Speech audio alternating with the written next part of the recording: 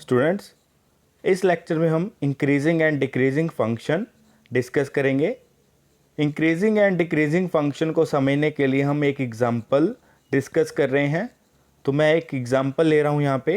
Consider the function f given by f of x is equal to x square, x belongs to R.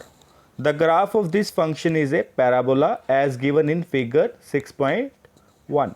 यहाँ पे मैंने एक function लिया है f of x is equal to x square, जिसका graph क्या बन रहा है, एक पैराबोला बन रहा है, जैसे कि फिगर 6.1 में आपको शो हो रहा है। ठीक है, नेक्स्ट देखिए। First consider the graph to the right of the origin. Observe that as we move from left to right along the graph, the height of the graph continuously increasing.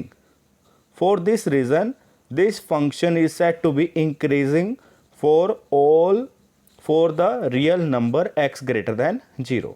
जैसे कि अगर आपके पास ये ग्राफ है, यहाँ पे आप क्या कर रहे हो, ओरिजिन के राइट हैंड साइड में जा रहे हैं। ठीक है, राइट हैंड साइड में मतलब 0, 1/2, 1, 3/2, 2, यहाँ पे आपके पास ये वैल्यूज़ आ रही हैं। ठीक है, जैसे जैसे आप ओरिजिन के राइट हैंड साइड में जा रहे हैं, जब आपने x की वैल्यूज़ आप फंक्शन में पुट कर रहे हो, x इज इक्वल टू 0, तो f ऑफ x की वैल्यू 0 आ रही है, x की वैल्यू 1/2, f ऑफ x की वैल्यू 1/4, x की वैल्यू 1, f ऑफ x की वैल्यू 1, 3/2, x की वैल्यू आप जब 3/2 डाल रहे हो तो f ऑफ x की वैल्यू 9/4 आ रही है, x की वैल्यू आप 2 डाल रहे हो तो फंक्शन की वैल्यू क्या आ रही है, 4 आ रही है। ठीक है, जैसे जैसे आप राइट साइड जा रहे हैं, ओरिजिन से राइट साइड जा रहे हैं, तो आपके पास क्या हो रहा है, फंक्शन की वैल्यू इंक्रीज कर रही है। ठीक है, और आपके पास उसका ग्राफ क्या कर रहा है, कंटिन्यूसली इंक्रीज कर रहा है। तो ठीक है, यहाँ पे आपका फंक्शन क्या बन रहा है, इंक्रीजिंग फंक्शन है, जब आपका x क्या है, ग्रेटर देन 0 है। ठीक है, नेक्स्ट देखिए। Now consider the graph to the left of the origin. यहाँ पे अब हम क्या करेंगे, लेफ्ट साइड देखेंगे, ओरिजिन के लेफ्ट हैंड साइड। ठीक है, and observe here that as we move from left to right along the graph. यहाँ पे भी हमने क्या करना है, लेफ्ट टू राइट ही मूव करना है। ठीक है, लेफ्ट से राइट की तरफ। जब जाना कहाँ है, ओरिजिन की तरफ जाना है, कहाँ से, लेफ्ट से राइट की तरफ। जैसे कि हम पॉइंट क्या लेंगे, x के -2, -3/2, -1, -1/2, 0। ठीक है, ये आप क्या कर रहे हो, लेफ्ट से राइट मूव कर रहे हो, बट किसकी तरफ जा रहे हो, टूवर्ड्स टू ओरिजिन। ठीक है, जब आपने x की वैल्यू डाली -2, f ऑफ x की वैल्यू क्या आ रही है, 4 आ रही है। x की वैल्यू -3/2 डाली तो f फंक्शन की वैल्यू 9/4 आ रही है।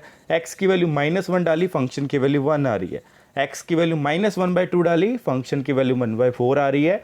x की वैल्यू 0 डाली तो फंक्शन की वैल्यू क्या आ रही है, 0। जैसे जैसे आप पॉइंट्स लेफ्ट से राइट की तरफ जा रहे हो तो फंक्शन की वैल्यू क्या कर रही है, डिक्रीज कर रही है।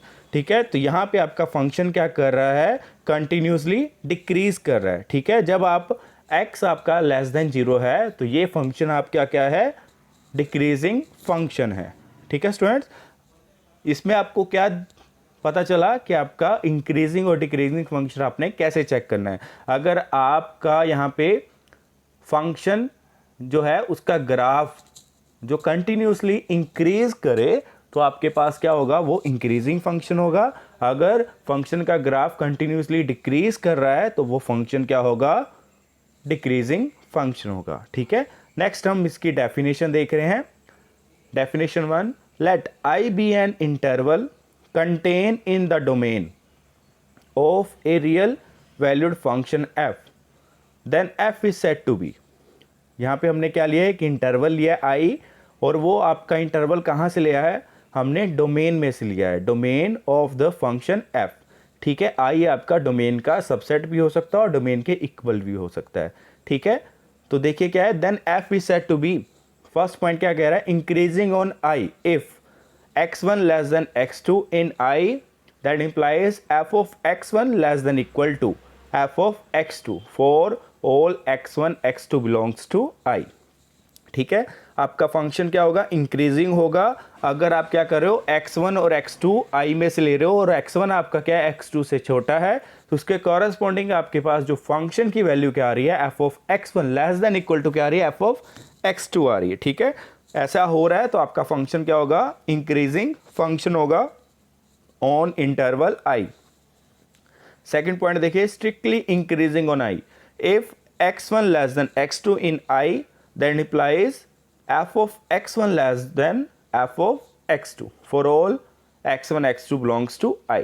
ठीक है, अगर आप क्या कर रहे हैं, x1 x2 i में से ले रहे हैं और x1 आपका x2 से लेस आ रहा है और उसके कॉरस्पॉन्डिंग आपके पास फंक्शन की वैल्यू क्या आ रही है, f of x1 less than f of x2 आ रहा है for all x1 x2 belongs to i, तो हम उस फंक्शन को क्या बोलेंगे, स्ट्रिक्टली इंक्रीजिंग। इंक्रीजिंग और स्ट्रिक्टली इंक्रीजिंग में डिफरेंस क्या आ रहा है कि आपके पास अगर x1 और x2 दो पॉइंट्स हैं, वो क्या है, डिफरेंट पॉइंट हैं, उनके कॉरस्पॉन्डिंग फंक्शन की वैल्यू इक्वल भी आ सकती है और डिफरेंट भी हो सकती है। जैसे आपने फर्स्ट डेफिनेशन में देखा x1 लेस देन x2 था, उसके कॉरस्पॉन्डिंग फंक्शन की वैल्यू क्या आ रही है, f of x1 less than equal to f of x2 आ रहा है, मतलब वो f of x1 आपका f of x2 से छोटा भी हो सकता है और उसके इक्वल भी हो सकता है। बट स्ट्रिक्टली इंक्रीजिंग में क्या होगा, उसके कॉरस्पॉन्डिंग जो वैल्यूज होंगी वो हमेशा क्या होंगी, डिफरेंट होंगी। f of x1 क्या होगा आपका, f of x2 से लेस होगा।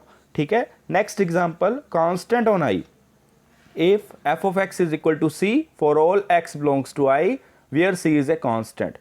ठीक है, कांस्टेंट फंक्शन क्या होता है, आप x की जो मर्जी वैल्यू डालें, फंक्शन की वैल्यू क्या रहे, कांस्टेंट ही रहे, मतलब एक पर्टिकुलर पॉइंट ही आपको मिलता रहे। जैसे आपको f of x is equal to c मिल रहा है, x की आप जो मर्जी वैल्यू डालें, आपके पास फंक्शन की वैल्यू क्या आएगी, c ही आएगी, तो इसको हम क्या बोलते हैं, कांस्टेंट फंक्शन। नेक्स्ट देखिए, fourth point, decreasing on i if x1 less than x2 in i that implies f of x1 greater than equal to f of x2 for all x1 x2 belongs to i। यहां पे हम function को decreasing function कब बोलेंगे, अगर आप x1 x2 i में से ले रहे हैं, i आपका इंटरवल है और x1 आपका क्या आ रहा है, लेस देन x2 है और उसके कॉरस्पॉन्डिंग जो फंक्शन की वैल्यू आ रही है f of x1 वो क्या होगा, greater than equal to f of x2 हो। ठीक है, तो उस टाइम हम फंक्शन को क्या बोलेंगे, डिक्रीजिंग फंक्शन बोलेंगे। ठीक है, नेक्स्ट देखिए, strictly decreasing on i, strictly decreasing on i if x1 less than x2 in i that implies f of x1 greater than f of x2 for all x1 x2 belongs to i। Strictly decreasing कब बोलेंगे, जब आप x1 x2 i में से ले रहे हो और x1 आपका लेस देन x2 है, तो उसके कॉरस्पॉन्डिंग फंक्शन की वैल्यू क्या आ रही है, f of x1 greater than f of x2 हो, मतलब वहां पे आपका फंक्शन की जो वैल्यूज हैं वो इक्वल नहीं हो सकती, हमेशा क्या होंगी, डिफरेंट होंगी। जैसे कि आपने इंक्रीजिंग और स्ट्रिक्टली इंक्रीजिंग में डिफरेंस समझा, वैसे ही आपके पास यहाँ पे डिक्रीजिंग और स्ट्रिक्टली डिक्रीजिंग में डिफरेंस है। ठीक है, यहाँ पे अब हमने ग्राफ बनाए हुए हैं। फर्स्ट ग्राफ आपको इंक्रीजिंग फंक्शन शो कर रहा है, जैसे कि आपका ग्राफ है नीचे से ऊपर की तरफ जा रहा है, बट एक पॉइंट पे जाके वो क्या हो रहा है, कांस्टेंट हो रहा है। ठीक है, उसके बाद फिर वो ऊपर की तरफ फिर से मूव करना स्टार्ट कर रहा है। ठीक है, ये आपका इंक्रीजिंग फंक्शन है।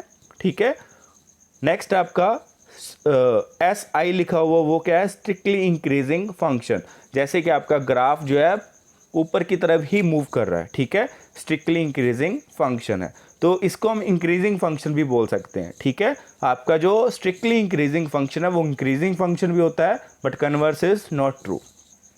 ठीक है, मतलब इंक्रीजिंग फंक्शन मे और may not be strictly increasing function. Next आपका डिक्रीजिंग फंक्शन का ग्राफ ड्रॉ करा हुआ और नेक्स्ट आपका स्ट्रिक्टली डिक्रीजिंग फंक्शन का ग्राफ ड्रॉ करा हुआ है। ठीक है, नेक्स्ट देखिए, एक एग्जांपल डिस्कस कर रहे हैं। Show that the function given by f of x is equal to 7x minus 3 is increasing on r।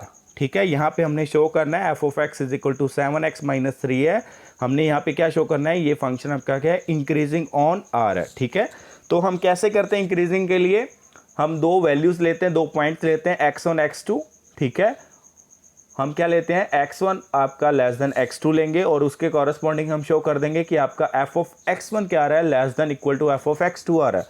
तो अगर ये हो रहा होगा तो फंक्शन आपका क्या हो जाएगा, इंक्रीजिंग हो जाएगा। ठीक है, नेक्स्ट देखिए, यहाँ पे सोल्यूशन देखिए क्या है, यहाँ पे हमने दो पॉइंट लिए, let x1 and x2 be any two numbers in r then x1 less than x2, ये हम लेके चल रहे हैं। x1 आपका क्या है, x2 से लेस है। ठीक है, मैंने अब क्या करा, बोथ साइड 7 से मल्टीप्लाई कर दिया। ठीक है, 7 से मल्टीप्लाई करने में कोई दिक्कत नहीं है, तो आपके पास क्या बन जाएगा, 7x1 लेस देन 7x2। ठीक है, आगे मैं क्या कर रहा हूँ, बोथ साइड -3 ऐड कर रहा हूँ या 3 सब्ट्रैक्ट कर रहा हूँ, ठीक है। तो आपके पास क्या बन जाएगा, 7x1 - 3 लेस देन 7x2 - 3, ठीक है। 7x1 - 3 ये क्या बन गया, f ऑफ x1, 7x2 - 3 ये क्या बन गया, f of x2।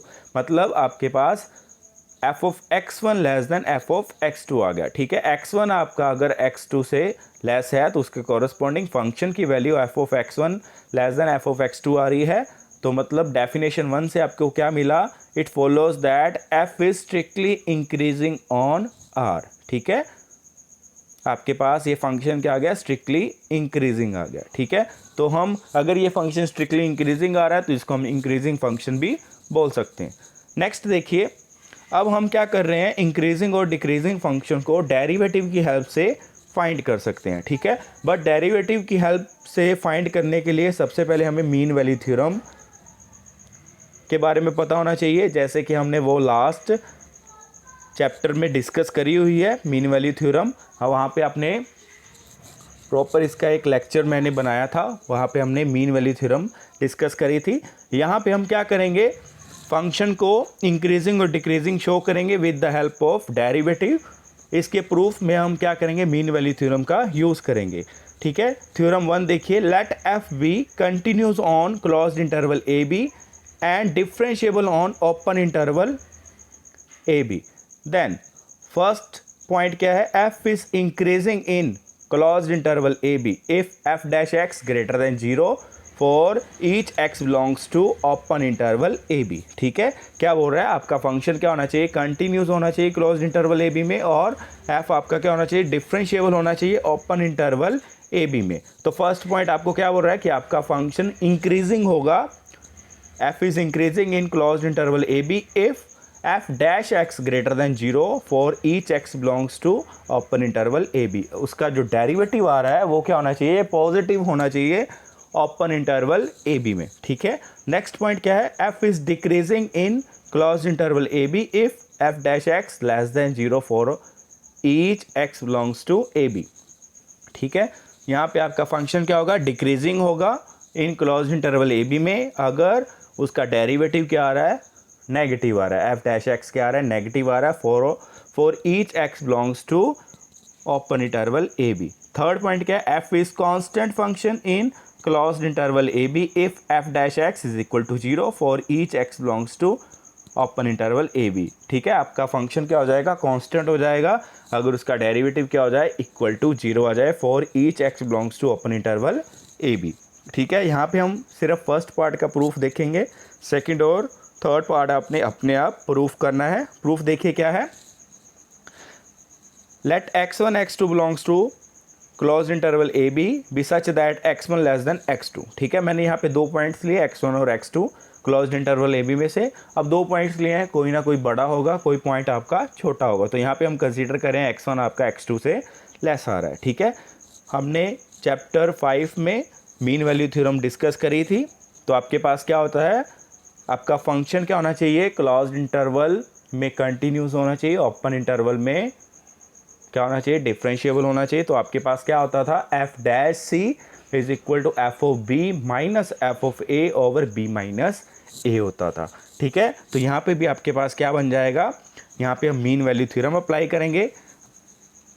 Mean value theorem apply कर रहे हैं तो क्या बनेगा, then by mean value theorem there exist a point c between x1 and x2 such that f of x2 minus f of x1 is equal to f dash c into x2 minus x1, ठीक है। Basically आपके पास होता क्या है, यहाँ पे close interval given होता है, ठीक है। आपका f क्या होता है, कंटिन्यूस होता है क्लोज इंटरवल में, और f आपका क्या होता है, ओपन इंटरवल में डिफरेंशिएबल होता है। तो हमारे पास क्या होता है, एक पॉइंट मिलता है C in open interval A b such that f dash c is equal to f of b minus f of a over b minus a. यहाँ पे हमने क्या लिया, x1 x2 2 पॉइंट्स हैं, x1 आपका लेस देन x2 है, तो यहाँ पे एक इंटरवल मिल गया आपको, close interval x1 to x1 से x2 में, ठीक है। तो यहाँ पे अब आपका जो फंक्शन था वो क्या है, क्लोज इंटरवल ए बी में कंटिन्यूस है, तो x1 x2 में भी कंटिन्यूस होगा ओपन इंटरवल ए बी में डिफरेंशिएबल है, तो ओपन इंटरवल x1 x2 में भी क्या होगा, डिफरेंशिएबल होगा। तो आपको मीन वैल्यू थ्योरम क्या कहती है, आपके पास एक सी पॉइंट मिलेगा in open interval x1 x2 such that f dash c is equal to f of x2 minus f of x1 over x2 minus x1। ठीक है, यहाँ पे हमने क्रॉस मल्टीप्लाई करके लिख दिया f of x2 minus f of x1 is equal to f dash c into x2 minus x1। ठीक है, अब आपका फंक्शन क्या है, यहाँ पे हमें क्या गिवन है, f dash c greater than 0 given है। ठीक है, as f dash c is greater than 0, क्योंकि हमारे पास फंक्शन क्या है,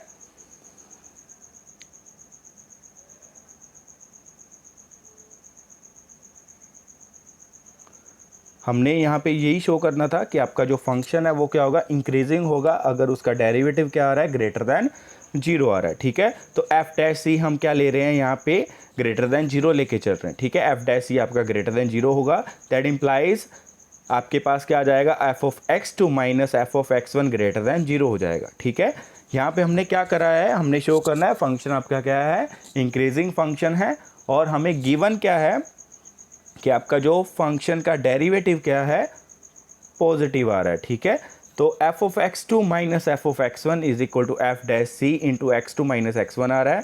ठीक है, x2 माइनस x1 क्या होगा, पॉजिटिव होगा, क्योंकि आपका x2 x1 से ग्रेटर है, तो इसलिए x2 माइनस x1 पॉजिटिव है। f डैश c भी क्या होगा, पॉजिटिव होगा। ठीक है, ये हमें गिवन है।